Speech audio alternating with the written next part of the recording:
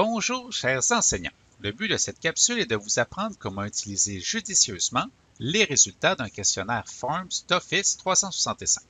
Alors, pour accéder aux résultats, vous devez tout d'abord aller dans votre compte Forms, puis ouvrir le questionnaire que vous souhaitez. Vous devez maintenant cliquer sur l'onglet Réponses pour accéder aux résultats. Dès le début, vous voyez un résumé, donc combien de réponses nous avons obtenues pour ce questionnaire, la durée moyenne de remplissage et l'état, s'il est actif ou non, du questionnaire. Vous observez assez rapidement que le visuel est très intéressant. Alors, pour chacune des questions, vous avez bien sûr la question elle-même et vous avez le taux de réussite de la question. Nous observons les choix de réponse possibles ainsi que le nombre de répondants qui ont choisi chacun des choix. Nous avons aussi pour chacune des questions un diagramme circulaire qui offre un très beau visuel aussi. Cela permet à l'enseignant d'identifier rapidement quelle question est mieux réussie et quelle question est moins bien réussie, bien sûr. Alors, dans mon exemple, si je vais maintenant à la question 10 et 11, j'observe assez rapidement que j'ai obtenu un taux de réussite de 48% à la question 10 et de 21% à la question 11.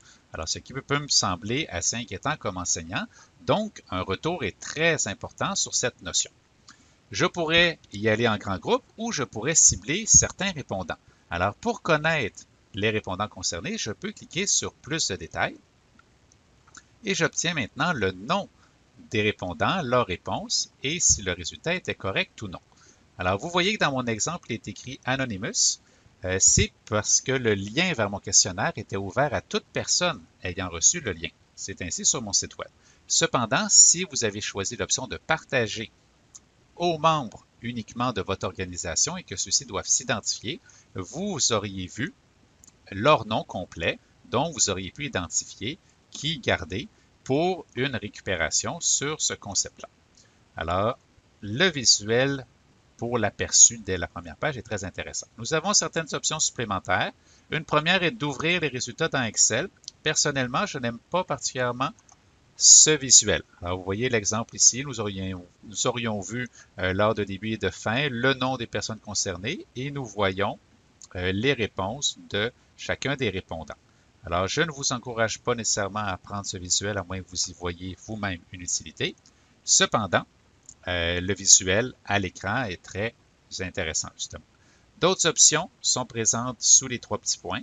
Alors, nous pouvons supprimer toutes les réponses, ce qui, dans le fond, effacerait les 72 réponses. Par exemple, si vous changez d'année et vous voulez uniquement avoir les résultats de vos nouveaux élèves, vous pouvez imprimer un récapitulatif très semblable à ce que nous voyons à l'écran ou créer un lien de récapitulatif pour pouvoir envoyer ces résultats en résumé à un autre enseignant concerné.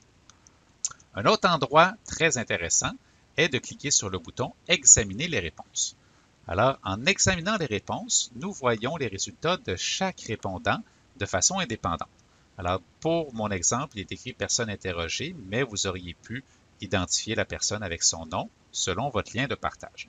Alors, nous voyons pour chacune des questions avec les images. Donc, rappelez-vous que les images n'étaient pas visibles dans le premier aperçu. Alors, pour chaque répondant, nous voyons toutes les questions avec les images, s'il a réussi les questions, et lorsqu'il a fait une erreur, nous voyons l'erreur qu'il avait faite et la bonne réponse qui s'affichait. À partir de ce visuel, nous pouvons cliquer sur les trois petits points et imprimer la réponse, ce qui peut être très utile si c'était une évaluation ou pour donner une trace au répondant. Pour X raisons, nous pouvons supprimer la réponse s'il y avait une erreur ou publier. Nous voyons aussi son temps de remplissage, ce qui peut être un bon indicatif sur le temps pris pour réviser avant de remettre le questionnaire. Nous pouvons changer de répondant en cliquant sur le menu déroulant et choisir une personne spécifique. Sinon, nous pouvons y aller dans l'ordre en cliquant sur la flèche à droite. Une dernière option très intéressante est de cliquer ici sur « Question ». Alors, en voyant sur « Question », nous voyons la question, l'image, s'il y en a une, ainsi que les choix qui avaient été faits par les répondants. Je crois que ce visuel peut être très intéressant pour effectuer un retour en grand groupe ou en récupération par exemple.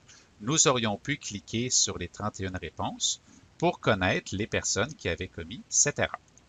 Et encore une fois, vous pouvez choisir une autre question. Alors, par exemple, dans mon récapitulatif, je voyais que la question 10 était un peu manquée. Alors, je pourrais la réouvrir et effectuer mon retour en grand groupe. Alors, vous savez maintenant comment utiliser judicieusement les résultats d'un questionnaire Forms.